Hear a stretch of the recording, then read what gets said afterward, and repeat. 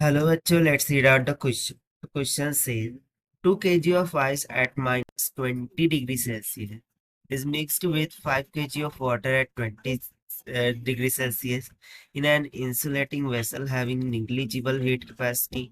Calculate the final mass of water remaining in the container. It is given that the specific heat of water and ice are 1 kilo calories per kg per degree Celsius and 0.5 kilocalories per kg per degree Celsius, while latent heat of fusion of ice is 80 kilocalories per gram. So basically, according to question हमें बोल रहा है कि 2 kg of ice लिया जाता है -20 degree Celsius पर। उसको हम मिक्स कर रहे हैं वाटर के साथ। उसका मास है 5 kg के बराबर at 20 degree Celsius in an insulating vessel जिसकी निग्लिजिबल हीट कैपेसिटी है। तो हमें फाइनल मास कैलकुलेट करना है वाटर का जो कि रिमेन रहेगा कंटेनर में। तो चलिए स्टार्ट करते हैं सॉल्यूशन से, but before of its let's talk about the key concept which we are going to use here for this question. So heat released का फॉर्मूला हम यहाँ पे यूज करेंगे, given by Q is equals to mc del theta, जहाँ पर M mass C specific capacity और del theta is change in temperature को indicate करते हैं ना। इन द सेम वे ये तो जब टेम्परेचर चेंज हो रहा होगा तब, उस तरीके से सेकंड फॉर्मूला जब स्टेट चेंज हो रही होगी यानी कि सॉलिड से लिक्विड या लिक्विड से गैस, सो उस टाइम पर अमाउंट ऑफ हीट का फॉर्मूला हो जाएगा m इंटू एल, जहाँ पर L latent heat of fusion को इंडिकेट करता है। सो अकॉर्डिंग टू दिस, सबसे पहले तो देखिए जब हम आइस को वाटर में मिक्स करेंगे, सो जो हाइट रिलीज हो रही होगी वाटर, उस हीट को हम यहाँ पर कैलकुलेट कर लेते हैं। So we would say that heat released from from water, so this can be calculated. क्यों ऐसा? क्योंकि वाटर हाइयर टेम्परेचर पे है सो हीट को रिलीज करेगा, और आइस लोअर टेम्परेचर पे है तो हीट को एब्जॉर्ब करेगा। Got it? So heat release from water, but ये भी कहाँ से कहाँ तक के?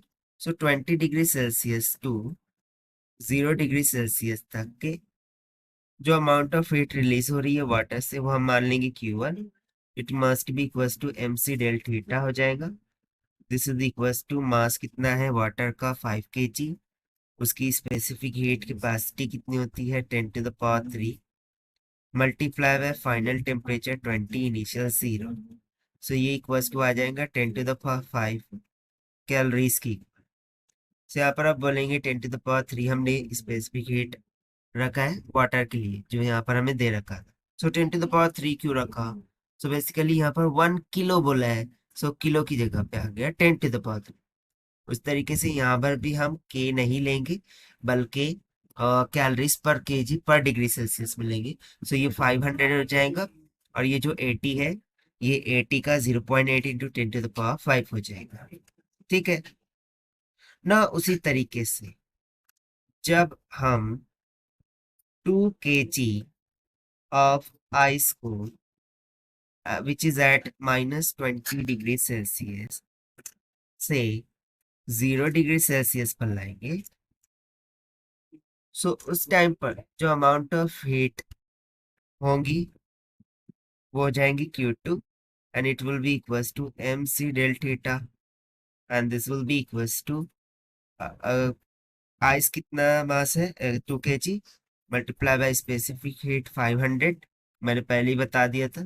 किलो से मल्टीप्लाई करके हम इसको सिर्फ कैलोरीज में रखेंगे, कैलोरीज पर केजी पर डिग्री सेल्सियस से हो जाएगा 500 फाइनल माइनस इनिशियल टेम्परेचर 2 2 जा 4 4 5 जा 20 यानी कि हो जाएगा 0.20 10⁵ कैलोरीज की। बट चूंकि आइस जो है तो वो मेल्ट हो रहा है और वाटर में कन्वर्ट हो रहा है, ठीक है।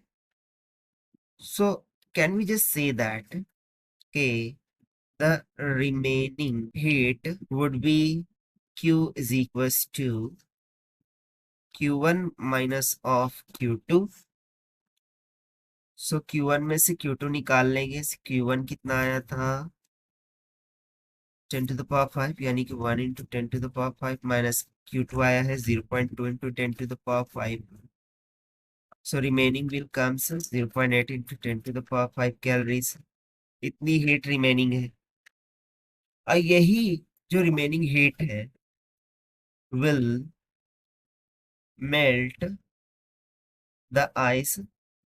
यही रिमेनिंग हीट क्या करेंगी, आइस को मेल्ट करेंगी for a mass of let's say m. सो उस कंडीशन के लिए फिर हम सेकंड कंसेप्चुअल फॉर्मूले का यूज करेंगे कि m is equals to q divided by l. So q कितना आया था 0.8 इंटू में 10 to the power 5 divided by latent heat of fusion 80 into 10 to the power 3. 80 into 10 to the power 3 हो जाएगा. So after simplifying this, you will get the remaining amount of ice will be equals to 1 kg. And therefore, this is going to be the required answer. As per the given option, option B is correct. So this is the required solution. I hope you understand well. Best of luck. Thank you.